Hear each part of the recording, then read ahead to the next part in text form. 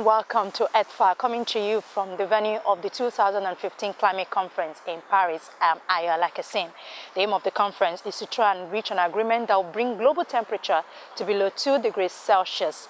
Well, the talks have started on a very high note. Here are some of the things we've seen and heard this week. Humanity faces many threats, but none is greater than climate change. Dear friends, never before has a responsibility so great been in the hands of so few. Amid tight security, thousands of delegates arrived in Paris Le Bourget, the venue of the 2015 edition of the yearly climate conference dubbed COP21, being the 21st conference of parties to the United Nations Climate Conference since the first in 1995. Their main focus is to get one another to agree on several issues that could save the world from global warming. The need for maximum security protection was not lost on the delegates. Just a few weeks before, there were simultaneous attacks on Paris by the Islamic State militant group. One of the venues of the attack was just a few kilometers away from the venue of the conference.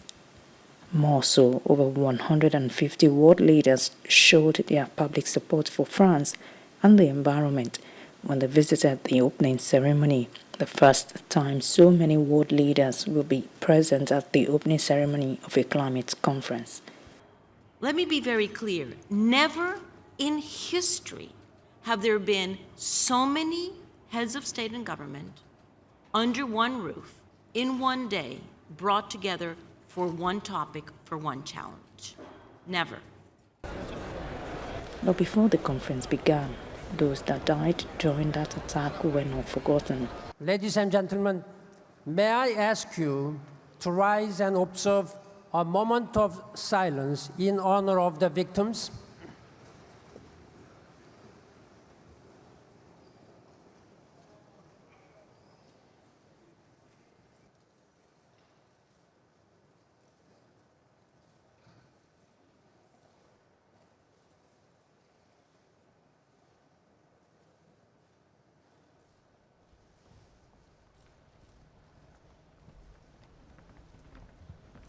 Merci and thank you. The French foreign minister said the stakes are too high and the menace of climate change is too great for us to be content with a minimalistic agreement. The UN Secretary General said the time for brinkmanship is over. Paris must mark a decisive turning point.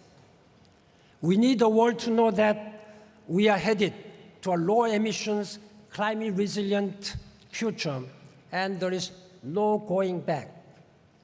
The national climate plans submitted by more than 180 countries as of today cover close to 100% of global emissions.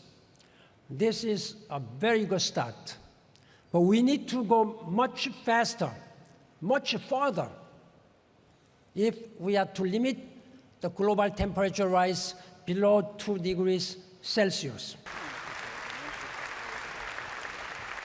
An international agreement on climate change is important because the issue is one that is global in scope, even though it is a result of the actions of a few countries. Most countries that are most impacted by climate change have played no role in causing the phenomenon. These countries say they need help from richer countries to react and adapt to climate change. Africa, the least emitter of greenhouse gases in the world, now suffers the most from climate change. Others pollute, Africa pays, and pays dearly. Lake Chad is almost gone, and the sand dunes are encroaching the Sahel. We must not abandon Africa. Africa has been shortchanged by climate change. Africa must not be shortchanged by climate finance. The Nigerian president urged world leaders to help save millions who depend on Lake Chad.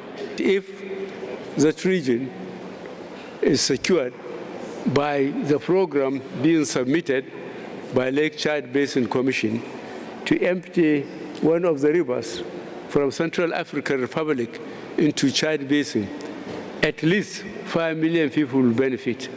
And those who live through poverty and oppression of the terrorists will no longer dare to cross the Sahara Desert and the Atlantic, in which most of them lost their lives. It is therefore in the interest of all of us to make sure that this project that was first mentioned in 1925 should be executed. Let me remind us again that although Africa contributes and continues to contribute the least to greenhouse gases, we are the most affected, especially countries around the Great Green Wall and small island states.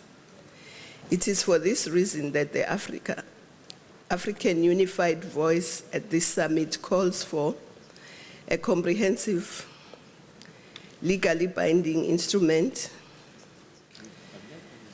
applicable to all parties within a global governance framework and encompasses the issues of mitigation, adaptation, financing, and technology transfer. Moreover, coordination and cooperation is needed to keep the Earth from warming to catastrophic levels, and everyone must be on board to act, no matter their role in causing the problem. COP21 is significant institutionally because governments are expected to produce an agreement on what happens after 2020, when the current commitment on greenhouse gas emissions runs out. Humanity faces many threats, but none is greater than climate change. It magnifies every hazard and tension of our existence. It threatens our ability to feed ourselves, to remain healthy and safe from extreme weather, to manage the natural resources that support our economies, and to avert the humanitarian disaster of mass migration and increasing conflict.